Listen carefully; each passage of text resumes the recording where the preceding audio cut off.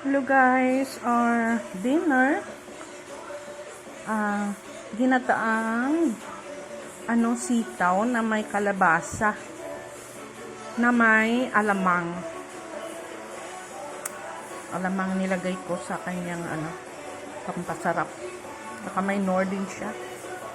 Saka ito, hindi ko alam itong gulay na ito kasi dineliver lang dito sa amin. Pero galing daw yan sa Baguio. Direct from Baguio. Para siyang Chinese pichay na puti. Pero ito green. Green siya. Ano ko lang siya? Kinsa ko lang siya sa bawang. Tsaka nilagyan ko ng oyster sauce. Tsaka black vinegar. At soy sauce din natin. Ayan. Okay guys. Ito yung ulam namin ngayong gabi. Puro kami gulay para healthy. Minsan kasi, mas maganda din kasi yung gulay lagi. Tsaka isda. Kasi nung New Year, puro tayo karne.